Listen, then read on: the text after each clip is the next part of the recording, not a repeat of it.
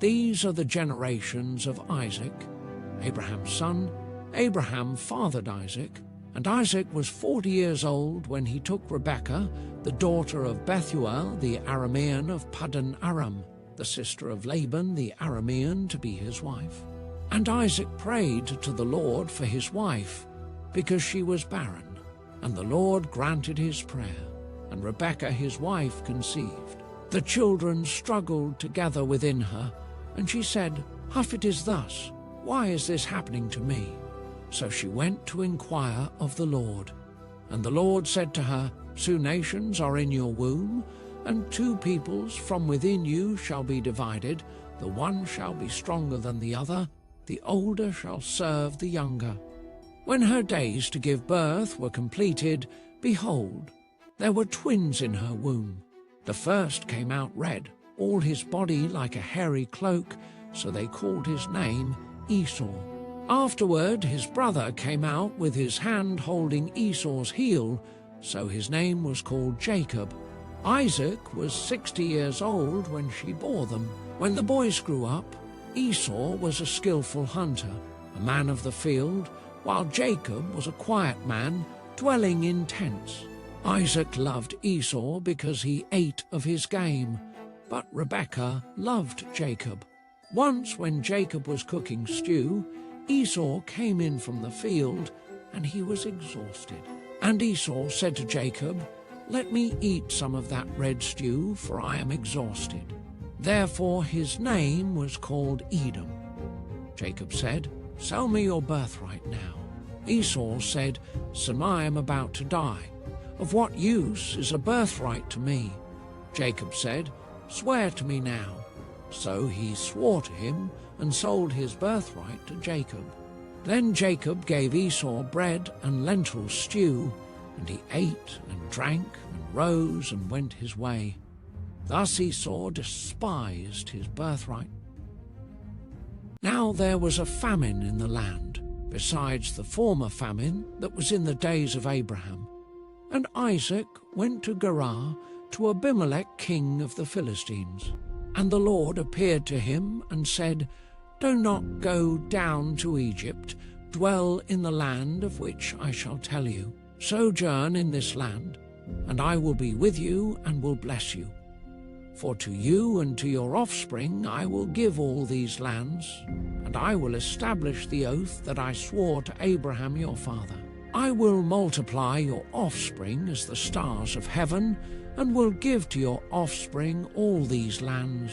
And in your offspring all the nations of the earth shall be blessed, because Abraham obeyed my voice and kept my charge, my commandments, my statutes, and my laws." So Isaac settled in Gerar. When the men of the place asked him about his wife, he said, "She is my sister," for he feared to say, "Oh, my wife," thinking, unless the men of the place should kill me because of Rebekah, because she was attractive in appearance. When he had been there a long time, Abimelech king of the Philistines looked out of a window and saw Isaac laughing with Rebekah his wife. So Abimelech called Isaac and said, "She is your wife. How then could you say, 'She is my sister'?" Isaac said to him, "Because I thought, lest I die because of her." Abimelech said, "What is this you have done to us? One of the people might easily have lain with your wife, and you would have brought guilt upon us." So Abimelech warned all the people, saying, "Whatever touches this man or his wife shall surely be put to death." And Isaac sowed in that land, and reaped in the same year 100-fold.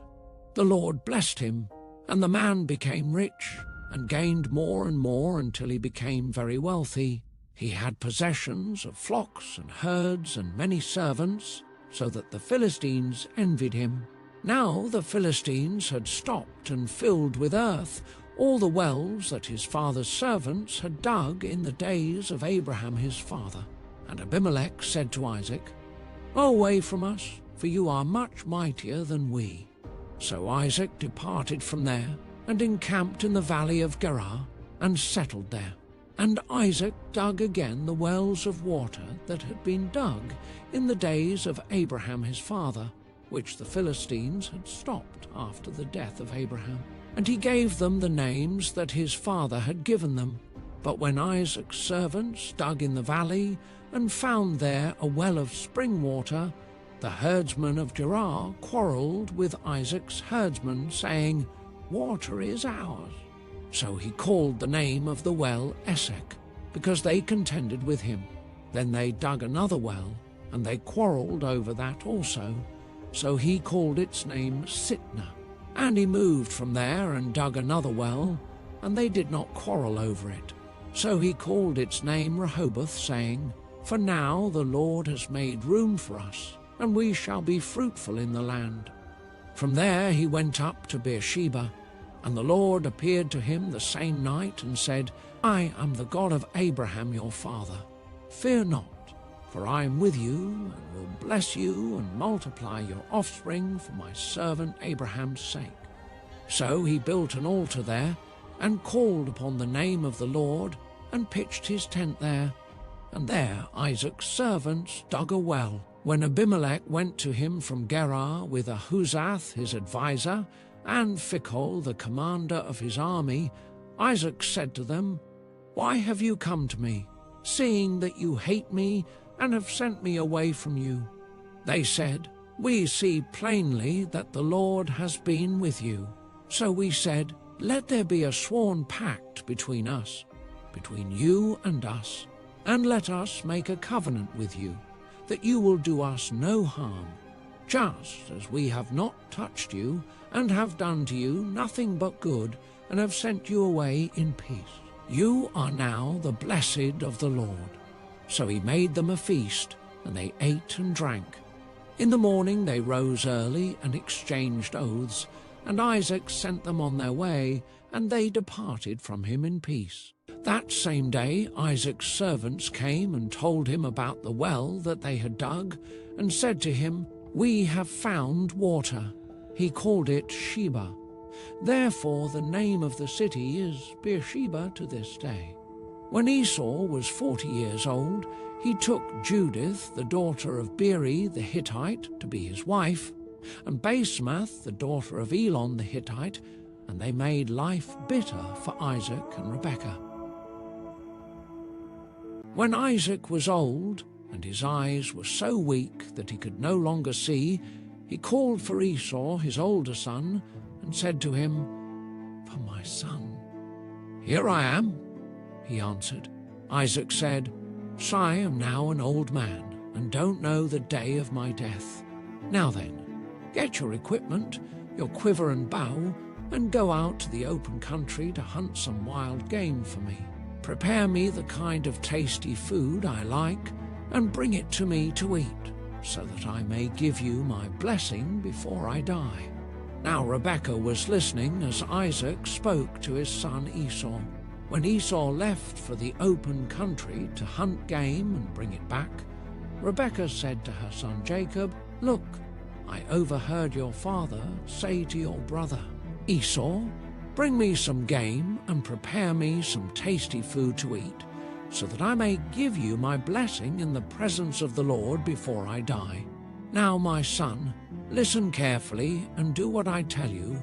Go out to the flock and bring me 2 choice young goats, so I can prepare some tasty food for your father, just the way he likes it. Then take it to your father to eat, so that he may give you his blessing before he dies." Jacob said to Rebekah his mother, "But my brother Esau is a hairy man, while I have smooth skin. What if my father touches me?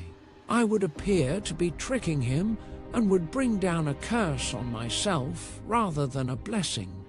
His mother said to him, "My son, let the curse fall on me. Just do what I say. Go and get them for me."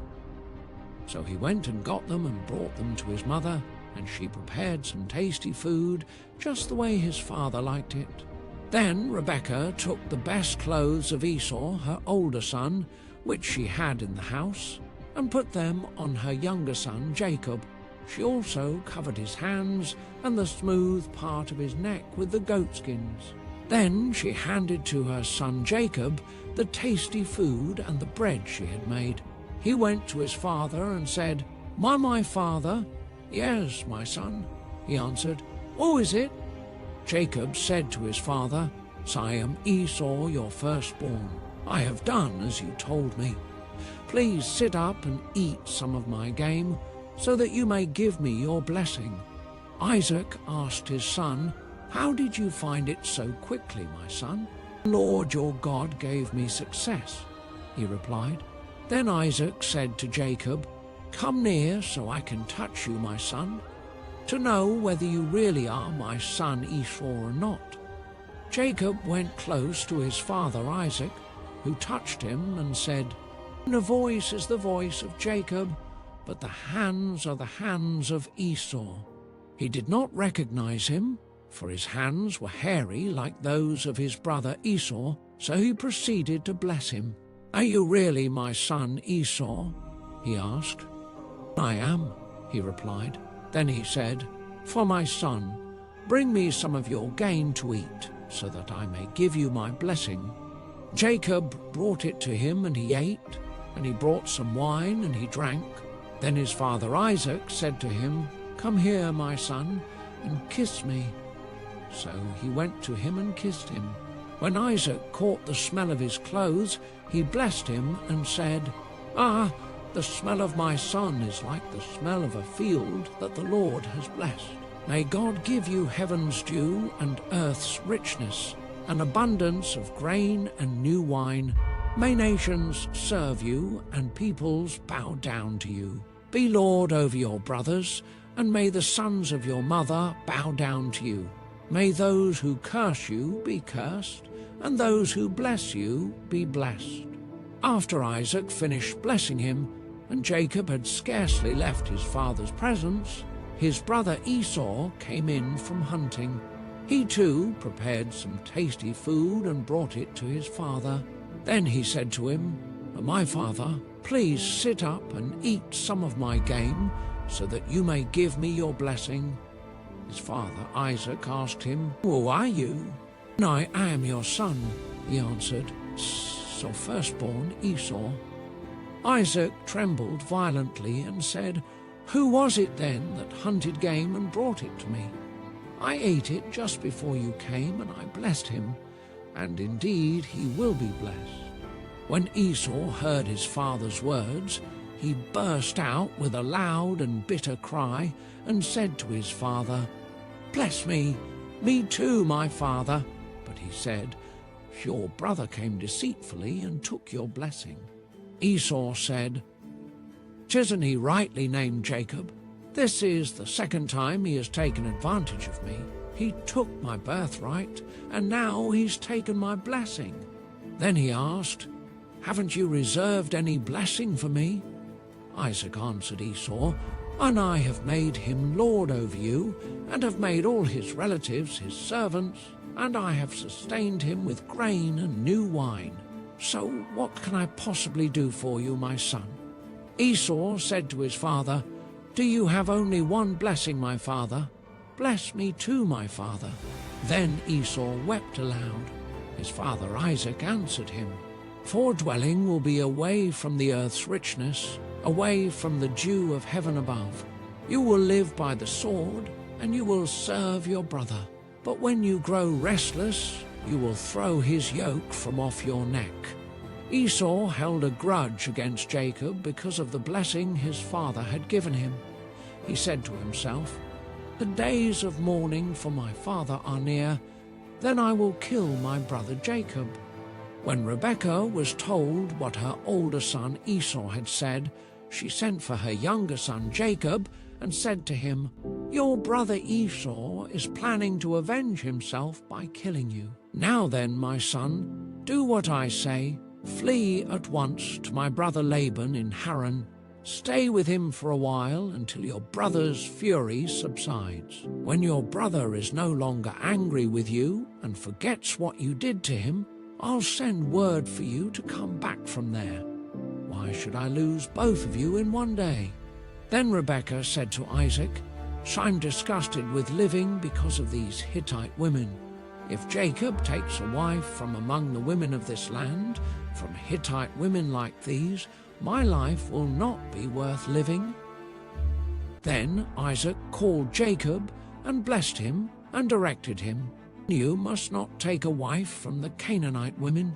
Arise, go to Paddan Aram, to the house of Bethuel, your mother's father, and take as your wife from there one of the daughters of Laban, your mother's brother. God Almighty bless you and make you fruitful and multiply you, that you may become a company of peoples. May he give the blessing of Abraham to you and to your offspring with you, that you may take possession of the land of your sojournings that God gave to Abraham." Thus Isaac sent Jacob away, and he went to Paddan Aram, to Laban, the son of Bethuel the Aramean, the brother of Rebekah, Jacob's and Esau's mother. Now Esau saw that Isaac had blessed Jacob and sent him away to Paddan Aram to take a wife from there, and that, as he blessed him, he directed him, "You must not take a wife from the Canaanite women," and that Jacob had obeyed his father and his mother and gone to Paddan Aram. So when Esau saw that the Canaanite women did not please Isaac his father, Esau went to Ishmael and took as his wife, besides the wives he had, Mahalath, the daughter of Ishmael, Abraham's son, the sister of Nebaioth.